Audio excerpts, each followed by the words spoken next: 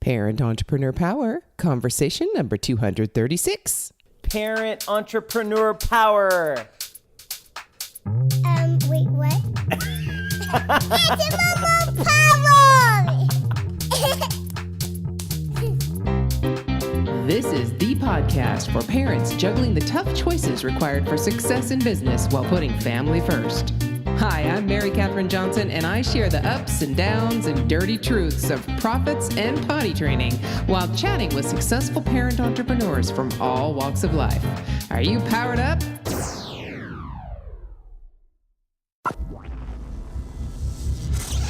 Hey there, Power Parents. MKJ here, and I get to chat with you with someone I met at Podcast Movement. I met so many incredible people, but this particular individual I was introduced to, or at least suggested I introduce myself to, which of course I just did.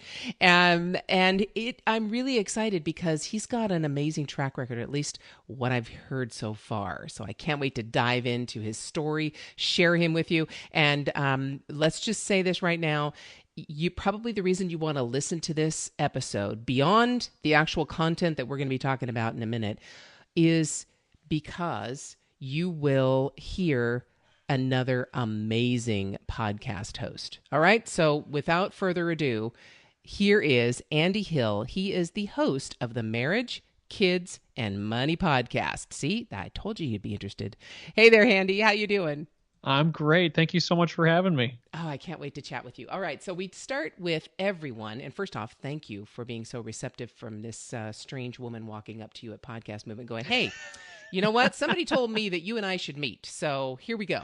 Isn't that how great things start? I know. So tell us a little bit about your once upon a time story. I mean, how did you get into this whole parenting and entrepreneur gig? Which came first, the kids or the business? Well, definitely the kids. I guess I could go back to a couple of years ago when I thought starting the business would be a lot of fun. Let's just say I had a rough couple of days at work where we had new management come in. And with the new management, I was placed on a different team. The people that were reporting under me were now not reporting under me. I had a different role and a different position, and all in one day, my world was kind of like, swept from under me, right? Yikes. 2 years later, everything's good. The job's still good. I'm happy, but that moment got me thinking, like, wow, I'm married and I've got two kids. My wife is staying at home with the kids, and I'm the only one we only have one source of income, we'll say. So that kind of scared me a little bit. When the new management came in and made the changes, I was like, wow, everything's good. They still like me and I'm doing a good job. But man, what if somebody came in and they didn't like me and they said I was old news or I'm not the flavor of the week anymore. So that kind of got me thinking, I need to develop another source of income just to have another, leg of the stool to protect myself and protect my family, because we're in sort of a vulnerable spot right now. My wife Nicole's staying at home with our kids as they're getting a little older now. Zoe's 6 and Calvin is 4. He's still in pre-K. But I kind of got that sort of Papa Bear protection mode going on. I'm like, I need to figure out how to make another source of income. So that's kind of how I kicked off my business, and it really fits in both with parenting and entrepreneurship. Yeah. So tell me more about that, because I know a couple of things that you just talked about we could definitely just go off and explore. But tell me a little bit more about the business. What is it that you kicked off? Yeah. So right at that moment, I had a very big interest in personal finance, just personally, because I want to grow my wealth and help my family be the best we can be and have all of the great things in life. But then I also really like helping people. So what I thought I would do is start some conversations and see where it goes. So I started a blog and a podcast. This was, I think, summer of 2016. And I just originally was starting it as a way to have some conversations and see, hey, maybe I can make some money while I'm doing this. And over the past couple of years, the podcast has grown pretty well. I've got an award nomination for Best New Personal Finance Podcast of the Year last year for Plutus. Yeah, it's great. I'm coming up on 100 episodes. I've been able to connect with a lot of brands that want to share their message of financial empowerment. So I've done some great influencer work for brands like Credit Sesame and Quicken Loans and Tomorrow and Tiller and all of these great companies that are in fintech that are helping people grow their wealth. Now I'm doing work for them on a freelance basis and also through my podcast. So this has been a way for me on my spare time outside of my 9 to 5 to get some more money and help protect my family. Wow. So you have both sponsorship on your show and also consulting work and consulting Yes. gigs. Absolutely. Yeah. Some, what they call, which I've learned these terms like influencer work, so I'm Yeah. doing video work and writing work and social media stuff. And it's fun. It's a lot of Yeah. fun. And I get to have great conversations with people and work with brands that I really appreciate. Yeah, definitely. Wow, that's fantastic. Yeah, especially when you talk about influencer work.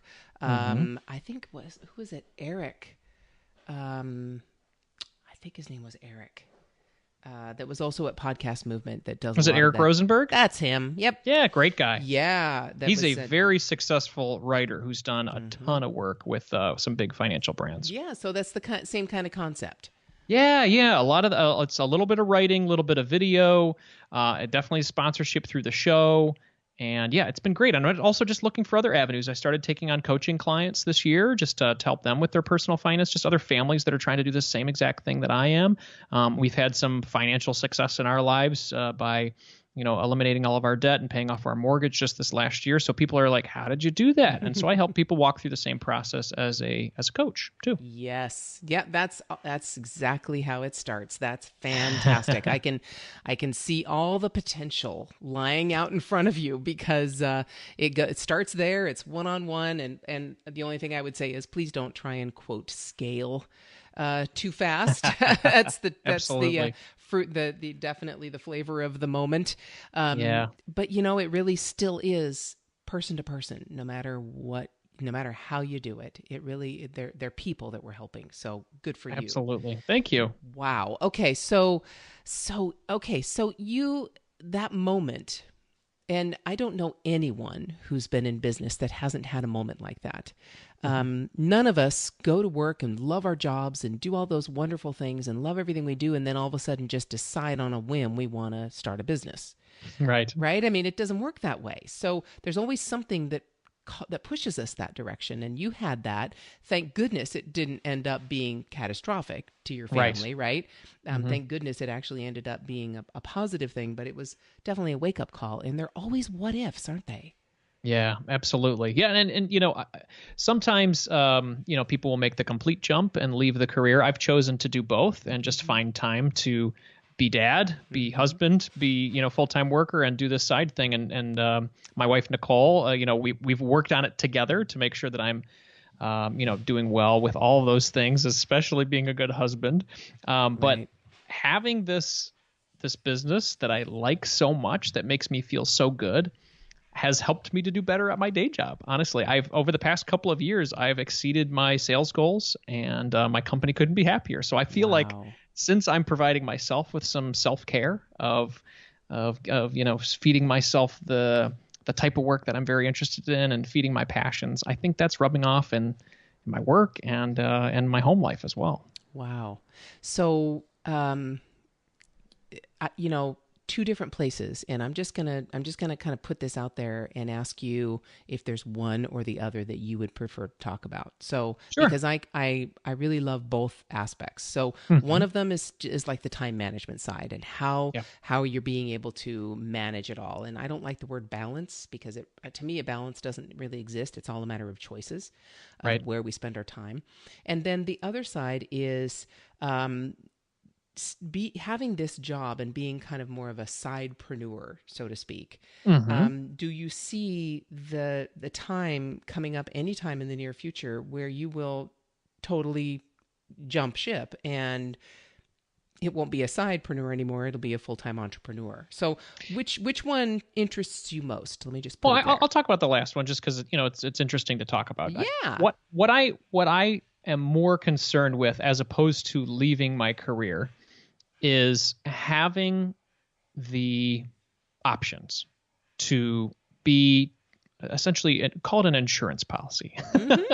I want to build my business up enough where if they do decide that I'm not the right guy anymore, or they don't want me anymore, that I will have something else that I'm very excited about doing anyway.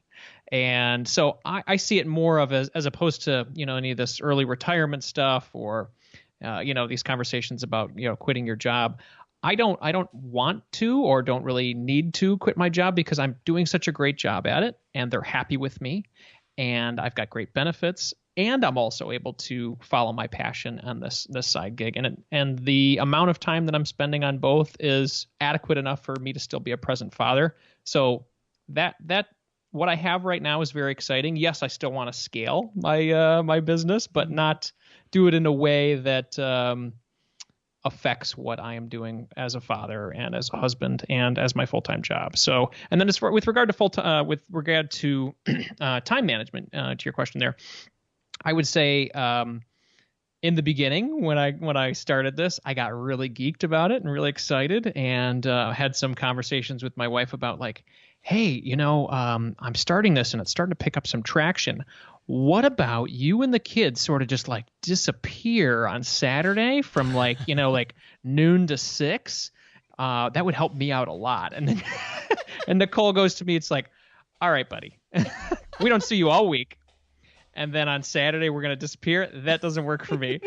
So I've had some trial and error throughout the process, just sort of recentering myself saying, okay, what are the times that I can actually do this? So I've found early morning is the best opportunity for me to find some quiet time in my home and get a lot done. My wife likes to sleep in. My kids like to sleep in, luckily enough. Yay. So by the time they get up at 8 o'clock, I'm making them some breakfast and then heading off to work. So I've cranked out 2 or 3 hours of great work in the morning, and then again in the evening as I'm having some great conversations with people like you after the kids have been put to bed. So it works out.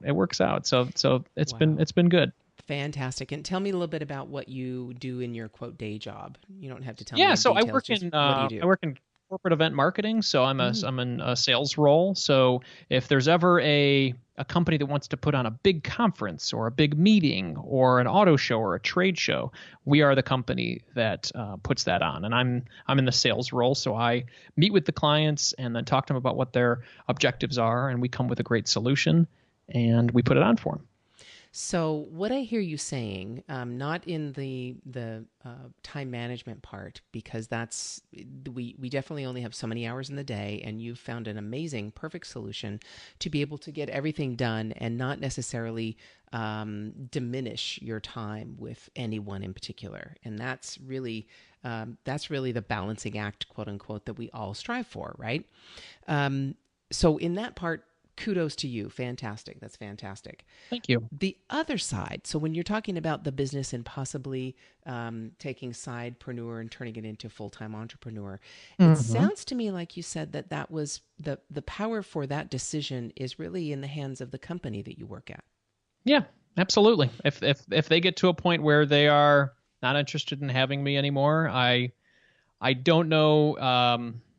I will be focusing more of my time on the side business that will hopefully turn into the full-time business. And I see it growing. And as small businesses do, it starts very slow in the beginning, but lately I've seen a lot of opportunity for growth and a lot of interest, and it's exciting. So you don't really see, at least right now, a path that will have you deciding that you want to be an entrepreneur 100% and you don't want to be in events anymore? Not really at this time. No, I feel like both of them are working so well that until they don't both work so well, then I'll have to make a choice. Yeah. And so what does the day job, so we all have things we love to do. Like some of us have a much more structured, organized, I think it's left brain, I guess you could call it, type of work, or is it the opposite? Anyway, creative versus more structured. So what do each of them give you? Well, I mean, if you break it down like that, I would say that the ability to do the podcast and writing and doing creative video work and helping people with their money, I feel like that's very creative for me. That helps me to, flex my creative muscle and do something different. And then my day job is very structured. It's, hey, you have these goals to hit, and you've got to do these things in order to get there. And it's very process oriented. And I also like that. So maybe that's why I'm digging it right now, because I get to balance both sides. Yeah, and I can imagine that each of them helps the other. Absolutely. Right? It does. I mean, when I've gone through a full-on day of work at work where I'm like, hey man, I crunched it out, I got a lot of good things done, my relaxation or my hobby has turned into my side business. So if you can have a hobby that fulfills your creative need and makes you feel good, and then you can make money from it, I mean, that's happiness for me. Yep, yeah, that's where it's at. That's fantastic. And even so, really that you're doing more creative things, it's still around a very structured, process-oriented topic. Yes, absolutely. Right? Absolutely. So tell me a little bit more. How did you definitely got into, paying off the mortgage and accumulating a certain amount of wealth and the ability to do that. What made you decide, which came first in that one, the podcast and talking about finance, or actually doing the financial things first?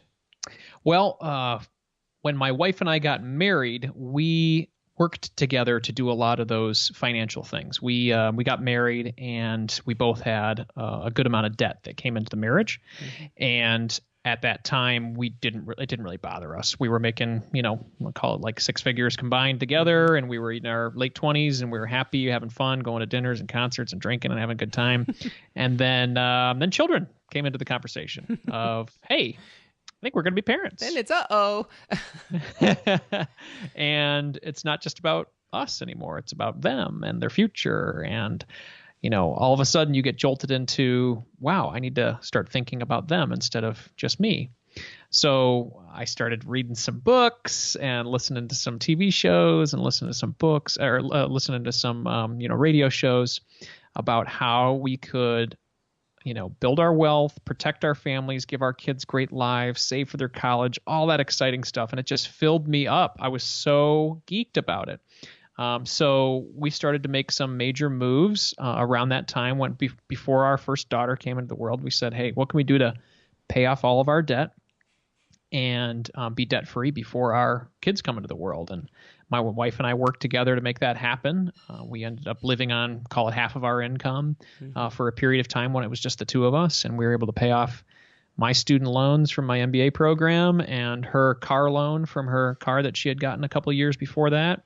And we were able to pay off all of our debt at that point. So we did some exciting financial things before the podcast came around. I wanted to share, not only learn from a lot of people that I interview on the show, but also share some of the things that my wife and I have done in our financial journey.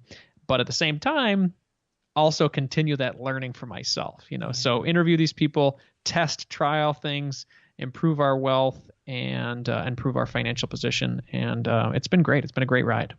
And then you also bring in it sounds like you have the combination of marriage, kids, and money, so that you don't just take money by itself, but you bring it into the life picture. Absolutely. Yeah. I mean, the main reason, and I put them in those order, I put it in that order. My marriage is the most important. My relationship with my kids comes next. And then our future, our financial being, after that, comes into play. So I try to cover a lot of those topics when I'm doing my shows. I interview couples who have gone through, amazing things together or some really difficult times, and then we talk about how they got over it. I interview parents that have raised their kids to be financially savvy and how they've done that, how they've planned for their future wealth. And then I also have conversations with some really intelligent, millionaire entrepreneurs that have figured out some incredible ways to make money. And that really excites me and the people who are listening. So I try to touch all those topics because I'm a dad and I'm a husband, and that's the most important thing first, and then growing the businesses comes after that. Yeah. And so with that and all the different facets of that podcast, and also with these other companies that you're working with and the influencers, your kids, okay, they're young, 4 and 6, I think you said, right? That's right. Yep. So what are you teaching them? How are you going to teach them all the things that you've learned and that you talk about? Now, first off, it's very easy because you have a podcast and you can just say, hey, kid, listen to this. But that doesn't mean they're going to do it. Absolutely. Yeah. But, it won't be too interesting when they've got, Pokemon and whatever other game is out there. So how are you going to make your kids more financially savvy? Yeah, so we've started with some of that already. Last year we started Zoe, who was 5 at the time. She's 6 now. We started her on a chore and reward system at our house. Our goal with that is to try to help her learn that with her hard work can come reward, and it also helps the family, and it also just helps her understand how money works. So every Saturday morning for the past year or so now, we get up and I make Zoe some breakfast, and then we do her chores together. And I don't just say, hey, here are your chores, good luck. It's an opportunity for me and her to spend some quality dad and daughter time. So when she's emptying the silverware from the dishwasher into the drawer, I'm right there next to her washing the dishes. So we're doing it together, and we're we're saying, hey, Alexa, play whatever Disney music Zoe's into right now. And so we're singing and having a good time and really making some cool memories together. And she's been doing that for about a year and a half. And the great thing about this habit, this hobby that we've done together, is that when she wants something now, she says, hey, Dad, when can I do my chores? As opposed to, hey, Dad, can I have $20? Mm-hmm. So I'm very happy that she's correlating, hey, I do chores around the house, I get paid, and then with that money I can use it for things that make me happy. In my spend jar, I can put some money in my save jar that I'll plan for the future, and then I can put some money in my give jar, which is also a very important conversation that we've been having together about other people and their needs around the world. And I've been excited about that too. Wasn't that also a Dan Miller thing? I don't know. I think he had something like that too. The three jars? Yeah, or where did I hear it? I think maybe it wasn't Dan. It was another interview that I did that had a very similar situation where they had, and in this one they had like 5 kids, and each of them had their own jar: save, spend, and give. Great. And, it's an amazing way to obviously help them understand everything has a value, Absolutely. I picked it up from a Dave Ramsey book about 5 or 6 years ago. He wrote a co-authored a book with his daughter, and she talked about how she grew up in the house and the way that they were raised, and then he shares some insights, and it was a really good book. It was influential for me too. Definitely. Maybe that's what I was thinking of, Dave Ramsey instead of Dan Miller. Yeah. Wow, that's fantastic. And so obviously you and your wife got together and said, let's institute this and start them off right and help them understand the value around the world and the value of their hard work. Absolutely. Yeah, and just general conversations that my wife and I have in the house. We want to be open with our kids about money. And, when we want to afford something or we talk about, hey, how much this thing costs, or we're in the store together and we ask our kids, hey, guess how much all the things in this cart costs, mm-hmm. or we have them go to our local Rite Aid with their money that they've earned, and they go up to the counter and they pay for it and they get the change. So we want them to realize that, what things cost and how finances work, so they can become financially literate little kiddos. Definitely. Wow. Okay. So we talk a lot about mindset issues versus knowledge. Okay. So most of what people do in either starting a business or learning a skill or doing anything that, especially starting a business, I think really it's only about 10% knowledge and really more 90% mindset that we have to get over. How does that relate to, say, the financial coaching or consulting that you're doing with families or partners or spouses? Do you feel the same way? Yeah, I would say that what I try to instill into any partnership where I'm working with families or I'm working with these brands is just a sense of positivity, as well as the ability to just not give up, because it's going to take a lot of hard work to do a lot of these things. And and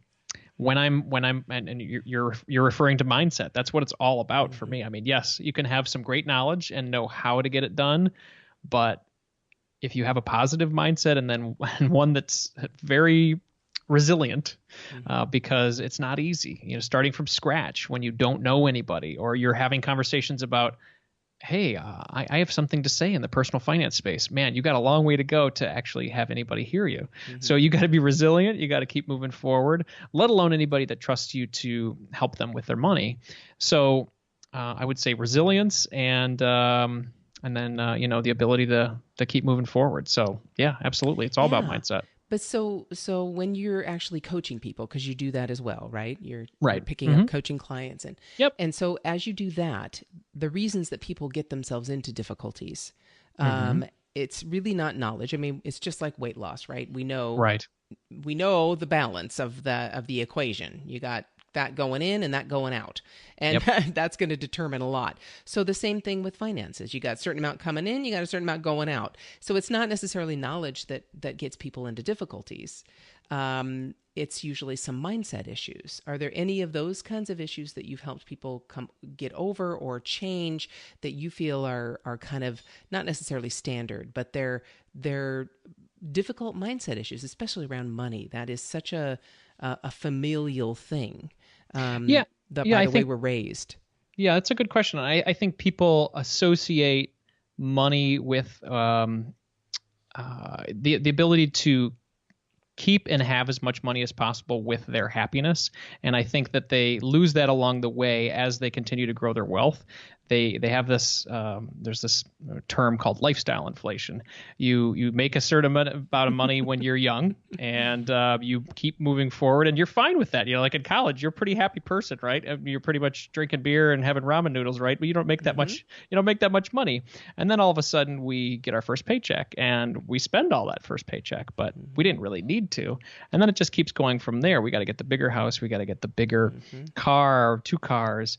And so something that I work on with families that I've partnered with is the ability to look back to what really actually provides you happiness and joy, and then boiling that down and how much money does that really cost for you to have that? Because if you're underwater right now on your finances, or you're spending more than you're making, it's a good time to reevaluate and look at where you are, and reassess what happiness really means with your money.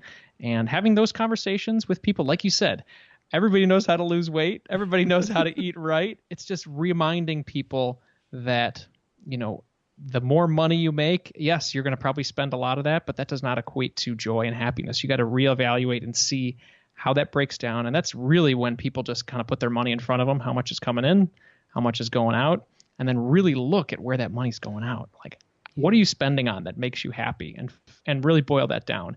And then if there are goals that you want to hit financially, we always talk about the objective first. Why do you want to work on your money? Why does that make you feel better if you were debt free? But being debt free is great, but why? What would that do for you? And then if people can utilize that North Star to keep themselves motivated, that's when really amazing things happen. And that's when you get the go-getter mindset for sure. Wow. And so usually I would imagine that's not just a one-time conversation. I mean, it's not like you sit down with someone like a financial planner and say, here's your portfolio, here's what you should do with it, you should spend here, save here, blah, blah, blah. It's not necessarily a one-time plan. I would imagine if it is a mindset issue like that this would take several times of meeting with people to be able to get them to the point where they can take that habit, create a habit first, and then take that habit and run with it. Is that true? Absolutely. Yes, it is. It's over a course of multiple conversations, but it's also some call it homework on their end too. So you say, hey, here are the things that we talked about today. Here are the things that I want you to do from this call to the next call. and I'm going to hold you accountable. And with that, when you're putting somebody out there and you're saying, I'm going to hold you accountable, then, you're not just letting yourself down when you don't do it. You're letting somebody else down, or at least you feel that in your brain. So having those check-in points, yes, the calls, but also the time in between where you're saying, hey, here are the things that you need to do in between now and then in order to make some major movements in your finances. That's when people feel accountable and move things forward for themselves. Definitely. So let's just kind of go into a different direction here, because I can imagine that you've got some pretty interesting stories. I know everyone who has kids has pretty interesting stories. So let's start with the kids first. All right. What is the What's the craziest thing that's happened with your kids? Oh, craziest thing that's happened with my kids. I would say just learning their personalities and seeing how different the two of them are as kids, and I love it. I mean, we Nicole and I have done our best to not just implement who they should be and give them gender stereotypes and say you're going to do this and you're going to take these classes. It's so funny how much my daughter has gone into princesses and dancing and Disney movies when we did not even remotely put her in that direction. Yep. And my son on the opposite end, same sort of thing. We're very conscious of that. He loves cars and trucks and sports and sporty clothes. It's like we could not have gender stereotyped themselves more than they already did. And it's so funny because that's it's a big conversation out there, but right. We did nothing, and they chose. Yeah. And it's been very funny to see them grow up and be who they are, and yes, they all like different things, but besides those typical stuff. But it's just so funny to see how that happens and how they grow up like that. So I don't know. That's the first thing that popped into my brain. Yeah, and it kind of shows you that it's wired. Yes. Right? It's wired. It's not it's not necessary. Yes, you can be pushed a certain direction and be unhappy with it, but truly most of it's wired. It is. It's nuts. Yeah. And when you're a young parent, it's like, I have no idea what I'm doing and I'm just going to roll with it. And it's been great. Yeah, definitely. Oh, it's amazing. I know. And you always look at that. And even with two boys and come from the same parents, and they're definitely quite different. Yeah. That's the craziest part. And it's really, then you go the next step. So we did this, we actually got DNA tests for the whole family. And cool. Yeah. I don't think you can do this till they're a little bit older if you were interested, but, and we had planned a trip to Europe, and, each one of us, we had it so that we would find out our DNA, and, then we could each choose what country we wanted to go visit based on our ancestry. Wow, that's fun. Oh, it was so fun. And what was so surprising to both my husband and I is that the boys are totally different DNA. It came from the same parents, but see, it's a total roll of the dice. So, you think, oh, it's just half one and half the other. Nope, that's not the way it works. It's really amazing how their DNA is different. Obviously, they can tell they're related to us because that's part of it. They can tell the ancestry that way. And it actually even gives you options for people that are in the database that are actually relatives of yours that because of your DNA. But it was so amazing to see. And so then you get even deeper and you go, not only is it wired, but their DNA is different. So of course they're going to be different. It doesn't matter.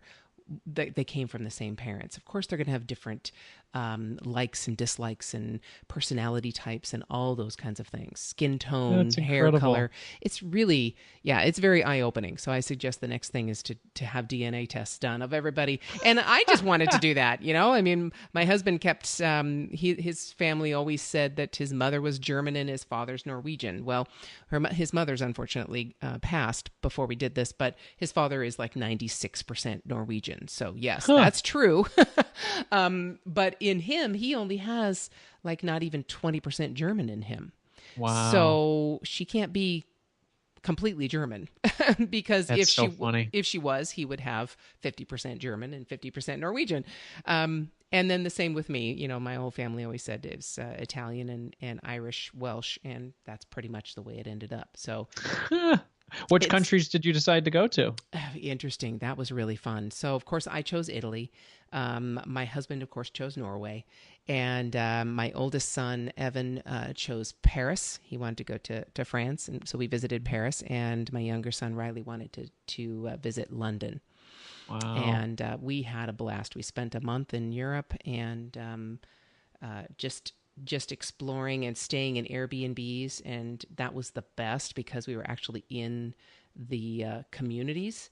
You know, we weren't at the tourist areas with the hotels. We were actually in the communities and kids going to school. And the boys were so enamored with London because all the little kids in their little uniforms with their little hats, looking like the kids they would see in the TV shows they would watch when they were younger, you know, the little plaid skirts and little caps and ribbons. And it was just so cute. They would just be, you know, opening their mouths going, oh, look at the cute little kids walking to school. You know, we were in the middle of all that. So That's it was so a cool. blast. I'm telling you, the best part was we were in Norway. We had to rent a car. That's the only place we had to rent a car because everywhere else had public transit. You know, we were in big cities, but Norway, you're out in the fjords and in the middle of nowhere. And so we rented a car. And do you believe in Norway, they actually rented us a Tesla? Ah! We got to drive a Tesla for a week around Norway, and I'm telling That's you, great. I've fallen in love with that car. I put on my goals. I am going to get a Tesla, and That's awesome. That's I'm a good only- goal. Only a couple of months away from it, so. Oh, great. Good for Oh, you. I You got to cannot take some wait. photos and put it up there. Oh yeah, I already have the color picked out. The kids have come and told, you know, they're like, oh yeah, that fits you, Mom. Yep, that's a good. I've already got approval from everyone on what So it now should there are a look couple. like. There are a couple different models. Like what's the model of choice? Yeah, this one, because the kids are pretty much going, I don't need a big car anymore. So I think I'm going to go with a Model 3 to start with because Nice. they have, it's no longer the only 200 miles per charge. It's actually upwards of 300 to Wow. 310, I think, miles per charge. That's great. Pretty much the same things as the Model S, only a smaller car. So, Wow. um, That's great. and that Model S was really wide. It was very, you know, and they have the sensors on the sides. So if you get too close, so you're driving in Norway and you've got you know, the fences, or I don't remember what you call them, the barriers, so that you don't drive into the fjord, right? Yeah. So as you're driving, Important. it's constantly going off. Those sensors are constantly going off because you're constantly right. The car's so wide, and it was stressful to drive. Is like- it? It's probably used to wide California roads, yeah, right? exactly. These were smaller. They don't have, you know, big Ford trucks over there. You know, they don't drive big Ford and Chevys, right? So this Tesla is very wide, and then you go into a tunnel, and the sensors are going off like mad. And these tunnels could be 20 miles long. So actually, one of them is 10 miles. I think is the longest we went through. 10 miles. You're dealing with these sensors going off, like, oh, you're too close to the edge. I'm like, I have no choice. It's a tunnel. So funny. And you Oh, still yeah. want one. That's good. Well, that's a Model S. That's why I'm going for the smaller one. I'll get the there you Model go. 3 and I'll be good. Yeah. So anyway, it was a blast. So if you want to even dive deeper into why they're different, there you go. Just check There out you the go. DNA. I like It's that. I crazy. like that. It's crazy. Okay. Wow. All right. So in terms of the finance now, let's go to that one. We talked about the crazy things about kids. What's the craziest thing that you've encountered either on your podcast or in your consulting in relation to money and finance? Huh. Wow. I would say it's the dynamic between me and my wife with regard to our finances. We're very different with our money. I'm more of the saver and she's more of the spender, self-proclaimed. And what's been an interesting conversation and a continuing learning process for Andy is that those differences can be a really positive thing. They're not bad. Just say it no, that way. they're not. They're not a bad bad. thing. Mm-mm. They aren't a bad thing. And when I want to save more, it's for the reason of, you know, protection of our family, to help us to get to the next level, but to also protect us for the life that we currently have. For her, when she wants us to spend money, she wants us to enjoy life. She wants us to enjoy life now and have a great time together and make memories. So sometimes when you think about both of our motivations, they both sound really good, right? But if you if you speak to your spouse in a way where they're not exactly hearing that motion, where I say, hey, if she thinks I want her to save more on a specific thing, she's thinking, okay, maybe he's trying to take away my joy at this moment. And then for me, when I am wanting to save more, she's thinking, okay, this guy is just no fun and we got to live more. But really what we're trying to do, both of our goals are very noble, right? I mean, I want to protect the family. She wants us to enjoy life.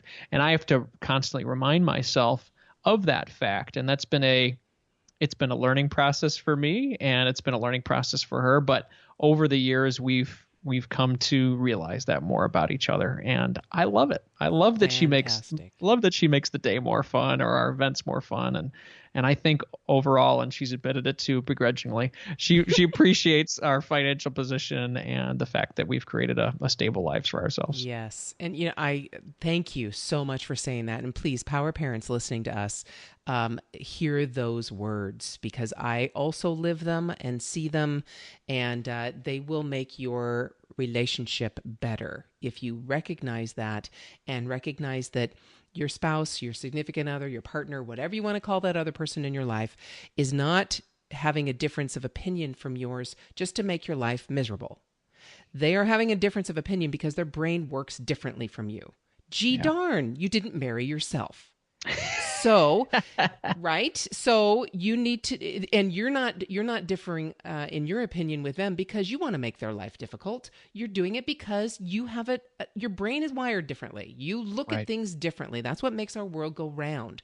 There are individuals that have differing opinions and different ways they look at the world.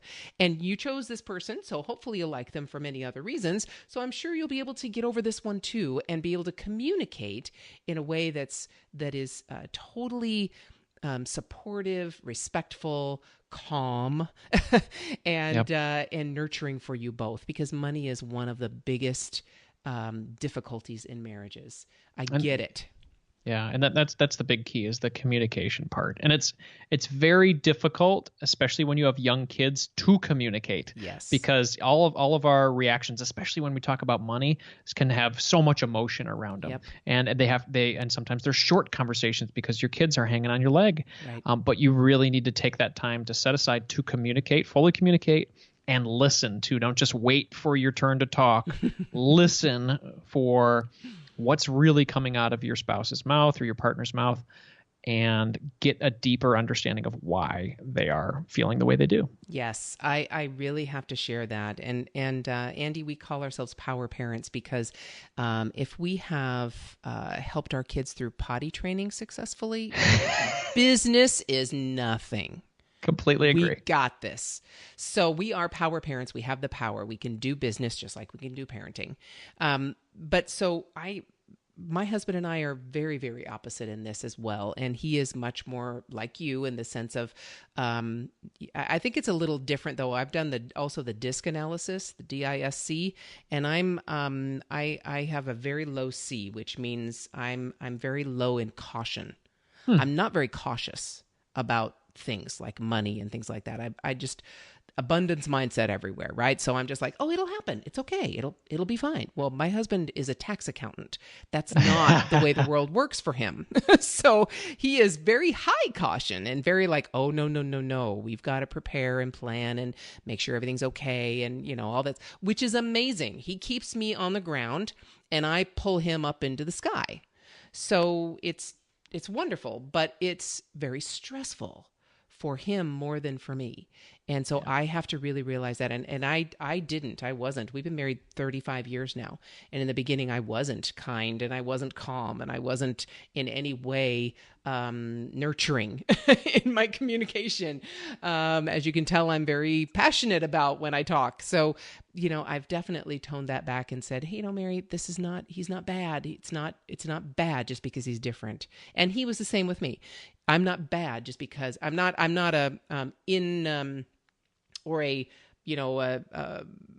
don't care. It's not like I don't care about our finances. I'm not flippant with money. Right.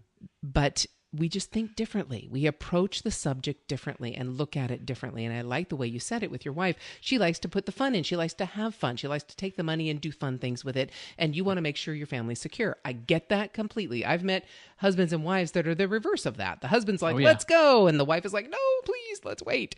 It doesn't matter. It's not a gender thing. It's not a role thing. It's who you are. It's the way you're wired. And pay attention to that. And don't make it more stressful by judging. Absolutely. Communicate effectively and come with respect. I kept saying to myself, you married the guy. What are you putting him down for? You love him. Right. Just don't put him down. Understand. And it's the same thing with our kids when they're having a fit. Don't freak out and react. Understand.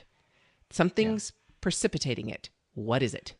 Nobody's doing real evil actions. No. They have a genuine motivation that is true. And if you love them as they are your spouse or your kids, there is a genuine motivation under there that's pure, and you just have to find it. Yes, and you just do, and that's okay. That's again that will help both of you.